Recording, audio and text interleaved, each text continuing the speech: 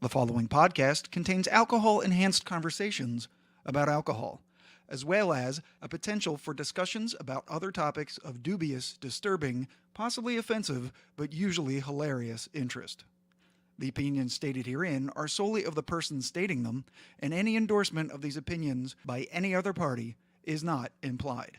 Foul language is likely, but intolerant viewpoints are not. Listener intoxication is advised.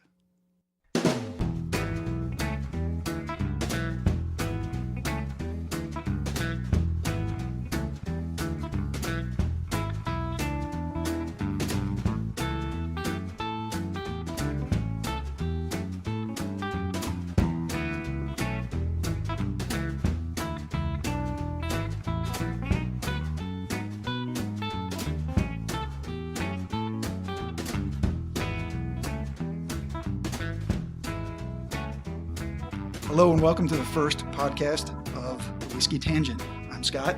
This is Ed. Say hi, Ed. Hi, Ed. We're just a couple of guys who really like whiskey. This podcast is probably going to be primarily about whiskey, but we are going to go off on tangents, hence the name Whiskey Tangent. Probably going to be a recording of our regular conversations. We've known each other, 25 years? At least. At least. And Ed's going to talk about our whiskey philosophy. Yeah, when we got together to talk about whiskey, we had to figure out what we're going to do on here. There's a lot of websites where you can find ratings upon ratings of whiskeys and the most expensive whiskeys in the world and the ones that you drink and pop a semi right away. I mean, there's all these different things out there, and they're great, and we've used them and we respect them. But most people don't go out looking for the $2,000 like Van Winkle. They're looking for a good choice at their local liquor store. And Lord knows that Scott and I have often stood in the aisle and said, what do I feel like tonight? And it can be daunting to look at an entire wall filled with brown liquid and go, God, what do I drink? And early on, you make the mistake of letting price dictate it. And I've had a lot of crappy $60 bottles of whiskey where I'm like, wow, this was really not a good choice. And so I think what we're really going to be looking to do here, not that we won't talk about some ones that are approaching into the hundreds, because there's a couple of bottles of spirits, bourbons, whiskeys that we like that could be around 100. And there's even ones that, will go above that as far as when you visit a whiskey lounge and you're looking, you feel a little frisky. You want to try something. Whiskey frisky. But we're going to try to go through stuff that you see every day for some people who maybe are just getting into bourbons and want to have somebody with them when they're starting this journey. And yet I think people who have been drinking as long as us, we're going to share experiences when we visit some whiskey rooms. We belong to a whiskey lounge. That's just like a little private membership thing that we do that we'll talk about. So I think it's going to be interesting for the cultivated taste, if you will, as well as someone just starting out. And I think we talking about price is pretty key because, like you said, you're in a liquor store and maybe you only have $40 that you want to spend on a bottle of liquor. Maybe you buy the same thing you're buying all the time, maybe Jim Beam or something. And we're gonna let you know that there's better whiskeys if you just spend like $5 or $10 more. And which whiskeys that are over $50 or $60 that you're really going to, when you have the cash to do it, you're going to take a chance on because we told you that it was pretty good. Right, and there's some $100 bottles that they're basically barreled once a year, and if you can grab one. It's worth it. It's a treat. There's everyday whiskeys. There's New Year's Eve whiskeys. There's it's your birthday whiskeys, and we're going to talk about all that.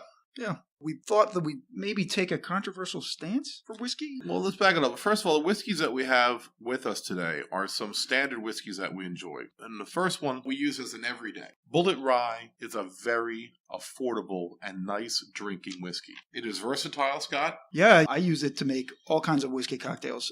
3 in particular, Manhattans, Old Fashions, and Boulevardiers. The Boulevardier is probably the least known of those 3. It's basically a Manhattan, but you switch out the bitters that you would put in a Manhattan with a liquor called Campfire, which is bright red, and it's made from orange peels. It's very bitter, but it has a sweet edge to it. Makes the delicious cocktail. Now, let me head off some lashback, if you will. I understand that making the perfect Manhattan is an art form. But yet, when I go to a place that knows how to serve a whiskey, and there's a bartender there who knows what they're doing, I will turn myself over to them. I'll be like, make me your Manhattan. And it's exciting when you do that, because sometimes I'm like, it's okay. And other times I'm like, wow, this is really good. I wouldn't have tried that.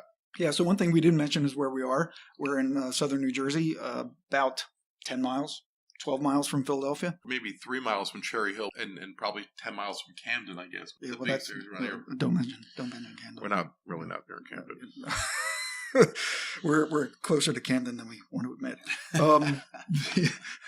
Philadelphia, 12 miles. Yeah, there's a great whiskey bar in Philadelphia that we've gone to a few times called Time. It's a place where we like to try new whiskeys Right. that we've seen in the liquor store, but are over that threshold of, I'm not sure I want to pay that much for a whiskey that I haven't had before. Right. I don't want to pay $95 for a whiskey I never had. I don't want to pay $110. I don't want to even pay $70 sometimes. So it's a chance to treat yourself with maybe an uptick drink, an $18 whiskey, and find out if that's going to be in your wheelhouse coming down, when you get your next Christmas bonus. And even better, they'll let you do flights at half price per 1 ounce pour, and as many as you want. So you could have a 4-drink flight, a 6-drink, an 8-drink, right. And it's just half the price of the regular First thing. time I went, I did a flight of Mishters. I never really had sampled the Michters? Mishters, yeah, thank you. Mishters. Michters? Michters? Michters. Yes, Michters. I'm putting in a TH sound. You're putting a sh in it. I'm shh. You're Mishters. Right. And I got to try 4 different. 4 different what? Michters. Yeah, Michters.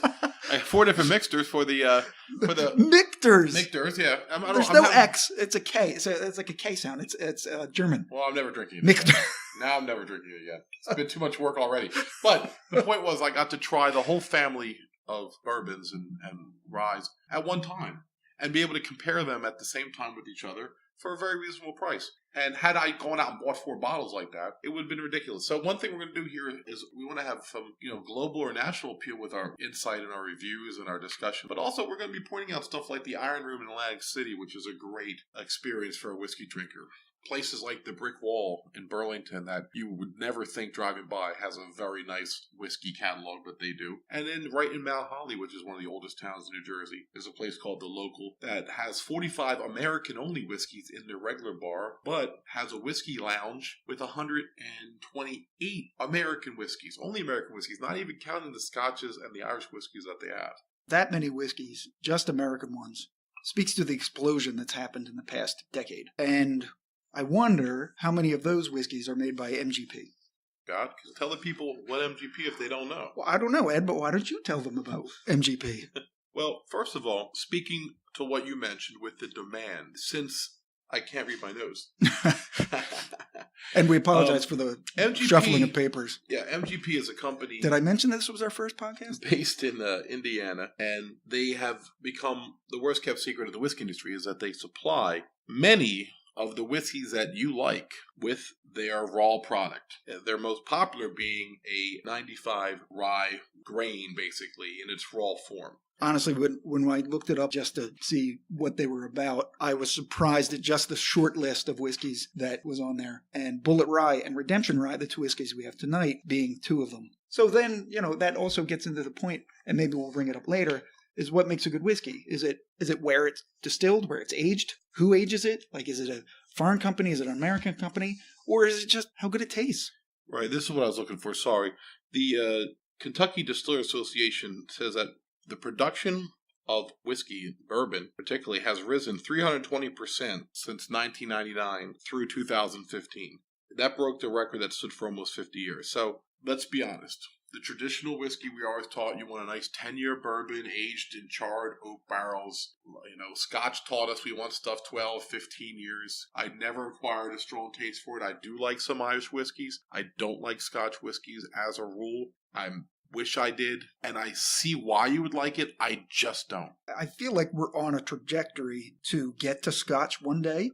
We started off with Bulleit, bourbon, which is, made from corn, so it's very sweet. And now in the past 2 or 3 years, gotten into ryes, which is a more peppery type of flavor, a little less sweet. And I think Scotch is probably the next progression, which is even less sweet and more of the deeper, earthier flavors. Well, I like bourbons a lot more than Scotch, which is a nice contrast between us because we both drag each other to different experiences. In fact, we're going to a whiskey tasting at in a couple of weeks. 60 whiskeys there for the tasting. 100 whiskeys for the tasting. It was $60. Oh, that's right, $60 get in. But that included dinner. I don't think that was a bad deal. And so we're going to look at this as a great opportunity to taste some of the stuff we just talked about. Whiskeys that we might not want to spend $100 on a bottle, or even $60 on a bottle, or $20 on a glass. So just consider us your guide to new whiskeys that you might not, this show is not for experts. We're not experts. We don't claim to be experts.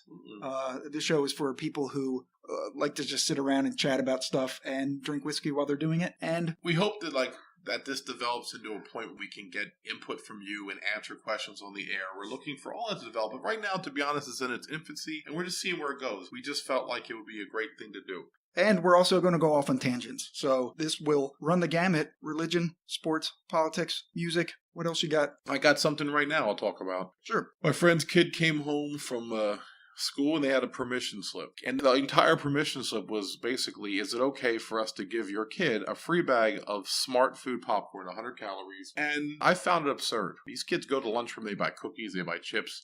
And these are, I should clarify, these are not elementary school kids. These are 13-year-old children. Now, let me tell you what the problem was. In a few of the classes, they only gave the kids 24 hours. And if 13-year-old kids, they need 24 hours just to figure out that they need 48 hours to get something done. And so in one particular class, only 7 kids brought back the permission slip. 14 kids didn't get it in. So they got to sit around and watch the other 7 eat popcorn, which sounds to me a lot more tragic than one kid getting kernels in their braces. I mean, trying to cover your ass to a point where you're excluding children from a free bag of popcorn, instead of just accepting whatever 2 angry phone calls you're going to get, like, my kids still got kernels of popcorn in their braces, how dare you? Let's inconvenience 1,000 people because, and I don't think there's a popcorn allergy. I Googled it and I didn't find it. That's what I was going to ask. Is there such a thing as a popcorn Well, allergy? if there's a corn allergy, I would have had it a long time ago with all the bourbon that I've drank. Well, that's for sure. It does seem like we're at the bottom of the slippery slope. We have covered our ass so much that you can't even see your ass anymore.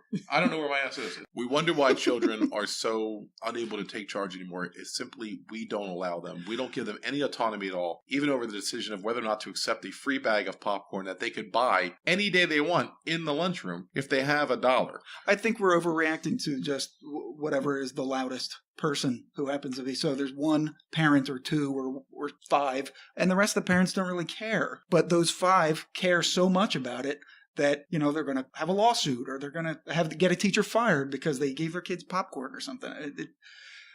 Me and Scott enjoy comedy a lot. It's ridiculous. And there's a lot of comedians that we enjoy. But there is no harm that comes to you if you're offended. It's sometimes you learn from it. Sometimes you change the way you think. Sometimes you go on a crusade against it. There's a time when people's feelings are hurt when it really is important issues. And then there's a time when it's comedy. If you go to a comedy show, how about relaxing a little bit, right? Am I right? Yeah. And the best way to relax? Whiskey. You can have a whiskey. That was a good segue, right? Always. So I want to finish talking about MGP real quick. Sure. So to meet this demand, MGP provides a lot of the raw product. They provide their 95% rye mash bill. And a lot of people, from WhistlePig to Angel Envy's rye to the Bullets and the Redemptions we've talked about, take that product and turn it into something special and distinctly different. And that's fascinating to me because it basically shows how much goes into the aging process as far as shaping the taste and quality of the whiskey. Sure, there's so much. That's what the amazing thing about whiskey is. There's just so many variables. The kind of wood that you use to age the whiskey in, what grains you use to distill the whiskey in the first place, how much char you put in the barrel itself, because that's where all the flavor comes from, the charred wood. How long you age it, in what type of building you age it in, whether it's brick or it's metal. What's the climate of the area that you're aging it in, the quality of the water, which takes a very long time. So if you're starting up a new whiskey business, you need to get your whiskey somewhere and get your product out there and make a name for yourself. Otherwise, you're going to have to distill it yourself and age it yourself for at least 2 years. In some cases, longer than that. And, it's just really hard to do that. So that's where MGP comes in, because you can buy their whiskey. Right. Their biggest customer is, what did you say? Diageo, which is an English company that happens to own Bulleit Rye and Bourbon. So the reality is, when we look at the process, that there's two different sides to the business as far as distilling and distributing and branding. And what MGP does is they take care of that one side. So if Scott and I wanted to start up a whiskey company, we had that type of funds, we could go to MGP and buy one of 5 different products, and they have found a way to increase the aging process and the smoothness to make a good product. Now, a lot of people crap all over this, but I say, again, if it works, right? Why complain? Again, it's the philosophical, does it matter where it comes from, or does it matter if it tastes good? To me, I think really it just comes down to taste, because you're going to drink a whiskey that you like. You're not going to drink a whiskey because it came from, I don't know, France. You know, people do with wine. It's like, oh, it's not from France. Well, it's not a good wine. Some people definitely. Oh my God, it's in a box. Some people definitely drink the label because they don't have a cultivated palate. Wait until whiskey comes in a box. I actually saw one in the store today. No, you didn't. It's called Black Box Whiskey. But is it any good? I don't know. Is it any good? It'll be a while before I buy it. Wait, $25 for a box of whiskey? Well, how much is in a box? I think it's a regular fifth. It'll be a while before I buy it. I'm not going to lie. Well, I can't even, we didn't even plan that. It's a true story. True story. True facts. I saw it today when I was picking up what we were drinking. This is the kind of hard-hitting journalism that you're going to get on this show. The thing that we want to talk about, why Scott originally said it'd be controversial, is because a lot of people, there's like a story to bourbon. You know, they like the fact that Basil Hayden was served in the Old West saloons. Now, they don't care that it might not be the exact same product. They just like to know that Wyatt Earp might have had a Basil Hayden in Tombstone. People like that. And so when you hear an NGP, you feel like, oh, it's just like this this fly-by-night, churn them out type of distillery. The reality is that the NGP facility was bought from Seagram's. And Seagram's built that particular plant, 300 acres, to now 92 buildings, in 1847. And there's real evidence that distilling was being done on that property as early as 1808. So you have 200 years of distilling history for NGP's property. And there's plenty of history there if that's what you're looking for. What I'm looking for is a nice, cheap, affordable, drinkable bourbon/rye whiskey. And that's what they give us. And they give it to us in many different ways. Let me just finish 1 minute, Scott. I know you got something to jump in on. I do. There's numerous whiskeys that come from that 95 rye starting point that taste completely different. High West. Most of High West products come from MGP. And they're very nice. If you've never tried the High West family, they range anywhere from 30 up to Midsummer Night's Dram in the hundreds, if you can even find it, because it's so rare. Last time I was at Time, I had a 4 whiskey flight of the 4 High West ones that they had. So they have Dram? They didn't. They had their bourbon, the Campfire. The Campfire? Yeah, High West Campfire is actually a mix of American bourbon and Scotch whiskey, very smoky. So it's a smoky whiskey. It's very interesting. I don't like it, but I really appreciate the effort. And they had the Campfire, they had the Double Rye, they had the Rendezvous Rye, which is the higher priced one, and then they had something called the Bourye Rye, which was a bourbon rye mixture. Right, which is similar to what Redemption has as well. Which is also a higher price and a higher proof. And of the 4 of them, I like the High West Double Rye, which is the cheapest one of them all. Other ones that start with that 95 rye mash that MGP puts out is Sagamore Spirit Strength Straight Rye and WhistlePig Old World Rye.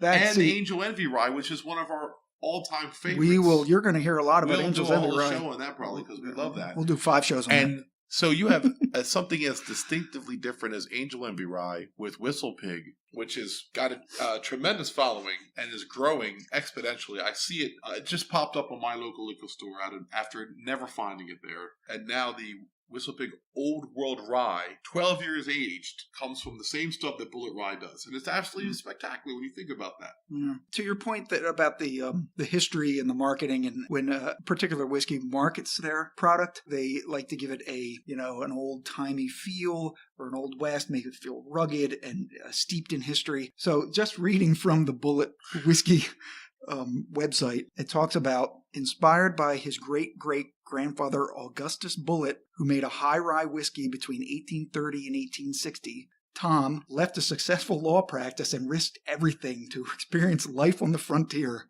Today, we're not the only ones who are glad he did. So they talk about Augustus, his great-great-great-grandfather, a tavern keeper in the 1830s, Louisville, Kentucky. He said he was dedicated to one goal. After experimenting with countless varieties, he finally came upon a bourbon with the character he had long sought after. On one fateful day, while transporting his barrels of bourbon from Kentucky to New Orleans, Augustus Bulleit vanished. What happened is still unknown, and his creation nearly disappeared into history along with him. I mean, that's total bullshit, right? You gotta feel like it. Yeah, so there might have been a guy named Augustus. Yeah, and it could have been this guy Tom's great-great-grandfather. And he might have died on a hunting trip or something. Right. But, and not to hate on Bulleit as a company, because honestly, I love this whiskey, and we'll talk about the actual qualities of both whiskeys in a minute, but this speaks to your point that there's a difference between the distribution and the bottling and the marketing than there is in the actual creation of the whiskey. And what's true, what isn't true, again, doesn't matter if the whiskey tastes good. You're 1,000% right. What's funny is we came here to discuss... Wow, 1,000? 1,000% right. Wow. That's 10 times NA. What we That's an A with 10 pluses. Correct.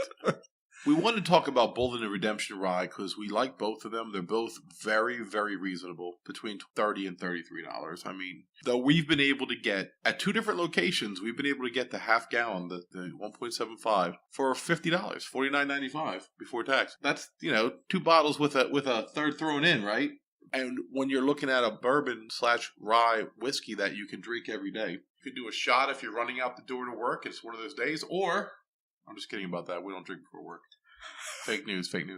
But no, we drink at work. Right, at work. Yeah, that's where and that's the problem because the half gallon doesn't fit in the desk drawer as much as the half pint. It's a big bottle. So try to do half pint if you're going to drink at work. Yeah, pro tip: flask. Pro tip: rubber tube down your leg, straw to your mouth. The hat with the 2 whiskey you can't do that tumblers. That's tailgating. Tailgating. I thought that was you work. Can't tailgate. Sorry. All right. So the point we're trying to make is, if you're looking for just a whiskey to go to war with, a whiskey to have every day, you're going to have a hard time finding a better, economical, and flavorful choice than Bulleit Rye. And this is one of the MGP-based products. Simple as that. So I like Redemption Rye, almost identically priced, but a little different. And I know they're very similar in age. Well, it says Bulleit Rye 4 to 6 a little years. Older. You're right. I take that back. It's the both products from Bulleit are aged 4 to 6 years. But it is the reason why it is interesting is because they are the same starting point. Correct. And it's 2 very different tasting whiskeys. I find Bulleit Rye to be sweet, almost to the point that it could be confused with a bourbon when it's a 95% rye and the other 5% is malted barley. So, which of course is sweet, but and the Redemption or Ed, Ed is very sweet. And Redemption Rye is almost completely different, sort of an opposite. It's you can. Very nice. I think that came out very nice. I'm still drinking the Bulleit. You can taste the pepperiness. You can have the rye character, whereas Bulleit is very vanilla forward. It's got some very sweet tasting. I was comparing it to candy corn, which I actually don't really like, but it was the only thing I could come up with. Sometimes, we've read reviews that, like canned peaches and apricot and tobacco and mint. You taste what you taste in it. And I don't know, sometimes these guys are making it up or if they're actually tasting what they're tasting. Like I said, we're not experts. We're not taste experts, number one. I don't feel like I have a particularly sensitive palate. But at the end of the day, I guess it's the things that you're familiar with. That's what you might taste in something, maybe maple syrup or cherries is one I think that people taste. That's very true. I've tasted maple. I think a lot of people, if you're like me, you stand there and you feel inadequate. You're like, I don't taste any of this. Yeah. I think it comes down to much simpler levels, as in this one is Bourye. Right. Bourye's not like Bernie Sanders, like burn in my throat. Yeah, like this one's strong. It's not a flavor per se. Right. This one tastes peppery. I think we all do peppery. Yeah. We get a spicy thing on some of them. I think we get a sweetness on some of them. Yeah. Sometimes it's hard to quantify. Yeah, and I think I get cherry. Levels. I think I can actually see like notes of cherry, and sometimes they're aged in wine port bottles, and I'll get a little flavor of wine at the end of it. Yeah. I've done that. I've lived there and been there. But to some of this stuff, like talking about, you should taste, and like basically, cinnamon and to Bulleit Rye. It's like So to the website's credit, they for Bulleit Rye, they call it. They have an oaky aroma, and that has a smooth vanilla honey spice flavor, and then the finish is crisp and clean with lingering flavors. I mean, they don't really go into too much detail, But I looked up a couple of reviews, and they taste like caramel and cinnamon and clove and briny rye, whatever that is. Right. Buttery toffee and honey, mint. Like this one guy tasted mint the entire time. Like I don't taste that at all. Like dill. You're probably not going to get a lot of that from us because we're just not going to be tasting that. However, I will say that the weirdest thing that I ever tasted in a whiskey was bananas. I didn't taste not in any of these. Right. But I don't even remember. I was with you, and I didn't taste bananas. I was like, that tastes like bananas. And that just goes to show that your palate's going to be your palate. How does a whiskey taste to you? Do you like it? For me, I like Bulleit better than Redemption. But I like having Redemption in my life. It changes up. I get a little tired of drinking the same thing. And so once I go through a half gallon of Bulleit, I'll get something else for a little bit. And I'm not opposed to having 3 or 4 whiskeys around the house. We both like to do that. And because I like bourbons. And so I like the sweeter, like an Eagle Rare 10-year. Yeah, what's funny about my rye kick is I tend to prefer the sweeter ryes. So Angel's Envy rye is a sweet rye because it's finished in the Caribbean rum barrels. Bulleit Rye, as I mentioned before, has a very sweet, it's sweet on the nose, it's sweet on the taste, it's sweet on the finish. Right. So I'm not fully into, hugely expressive, like punchy in the face ryes, but I'm not averse to them either because I also like that too. And I want to be clear, he will not push a bourbon away if you pour him a bourbon. Let's make that clear. Yeah. He will drink bourbon. If I bring a bottle of bourbon, if we're drinking it, we're just talking about where we've evolved as drinkers in the whiskey genre. Yeah, and it also depends on what your attitude is that particular day. I like Irish whiskeys way better than Scott, but I will drag him along, and he'll enjoy it when I take him there. Yep. I find, and you don't like it when I characterize Irish whiskeys as this, but I find them a little thin in the mouthfeel. And they're not thick and syrupy like a bourbon or most ryes. And they're historically lower proof. They live around 80 proof. And that is probably why. Yeah, these two right now, Bulleit is 90 and Redemption's what, 92? 92. Mm-hmm. And, some bourbons go to 108, 108, 112, whatever. Yeah. And the barrel strength, they're crazy. Exactly. Yeah. So, Four Roses, I think, has a barrel strength too. Yeah. We were talking about that earlier today. Knob Creek is one of the first small batches that we got attracted to in our early 30s, and that was 100 proof to start. Yeah, we were trying to figure out how long we've been drinking whiskey, and we figured it's about 10 years, 2019 now. So it's about 2008, 2007, that's I think. Right, and when I was 27, I thought if I mixed Coke with Gentleman Jack, I was doing some real work in the whiskey industry. You were sophisticated. I was sophisticated because I ordered Gentleman Jack. No, I will say that, not to pick on Jack, I've drank a lot of Jack in my life. It's a fun wedding drink. If you like to have Jack and Cokes in the summer, tell everybody to kiss your ass, okay?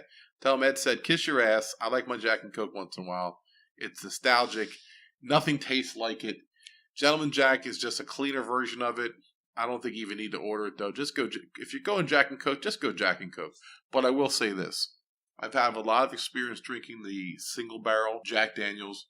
A friend of mine used to go to Kentucky and buy the barrel, and we would go in, and I would buy a couple of bottles from him. It's delicious. It doesn't taste anything like Jack or Gentleman Jack. It's its own thing, so don't be afraid of it. If you've never tried it, and you're looking at the $52 price or whatever it is going, I don't know. It's different. It's a nice change up. I like it. So just putting it out there. But if you're at a wedding and you feel like having a couple Jack and Cokes, enjoy yourself. Enjoy yourself, because there's rarely a good whiskey. You might get a Crown Royal that you can choke down, on the rocks. Normally at a wedding, you're there to have a good time, and the Coke will give you some extra caffeine to keep you awake for the ride home. So, and also I like to drink Coors Light in the summer when it's hot. Kiss my ass. I know it's not a real beer, you bastards. I'm tired of hearing it. We get it. We get it. You're an amazing beer drinker. Who the hell wants a fucking stout at 100-degree day? Give me a Coors Light. Well, goddamn, I said fuck. I went 42 minutes without cursing. I don't think I've cursed at all, which is, I think, a record. Shit, now the fucking lid's off. To your point about drinking Coors Light, it's still like 4% alcohol or whatever. Well, first of all, who drinks one Coors Light? If I'm drinking Coors Light, I'm putting a 6-pack down. Sure you are. Because they're going right down like water, because it's basically water. Right. I'm not a big Budweiser fan at all, but their commercials are funny because they're making fun of that whole snobbery. It's like, we're having fun here. We're just going to drink some Bud Lights. Why do you want your mead. And to be honest, Bud Light gave a pretty big solid to our local Philadelphia. You paid for all the beer at the parade, and they did a couple special Philly commercials. So, they softened me a little bit on them. And once again, when I was, well, they showed a little bit of personality. When I was 18, I drank a lot of Budweiser. And I couldn't drink it. It was in a keg. It gave me the shits. Well, it gave me the punch somebody in the faces. I mean, Budweiser. I don't understand.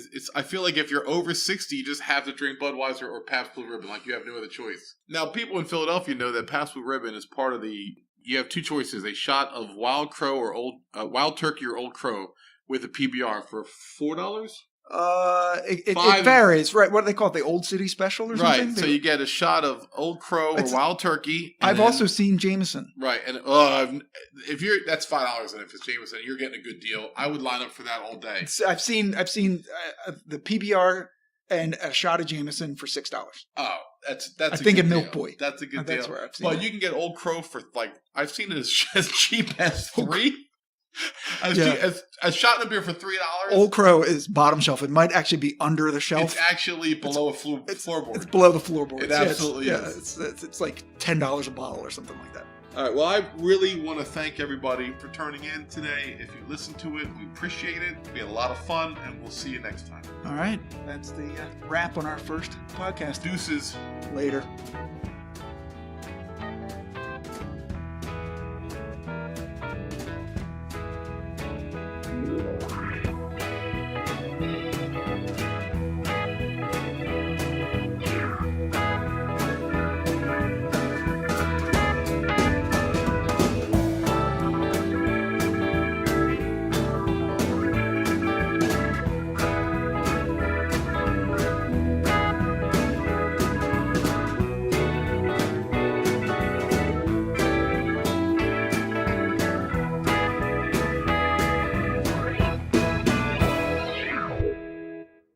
If you enjoyed this podcast episode, be sure to check out our next episode, which is way better than this one. Oh, yeah. Also, follow and like our Facebook page at facebook.com/whiskeytangent. And follow us on Twitter at Whiskey Tangent. You can follow me personally at That Whiskey Guy. And follow Scott at Giant Cup of Awesome, spelled AWSUM, just to be annoying. Hey. You can email us any questions, comments, or love at whiskeytangent@gmail.com. And of course, you can find us always at our podcast website, whiskeytangent.podbean.com.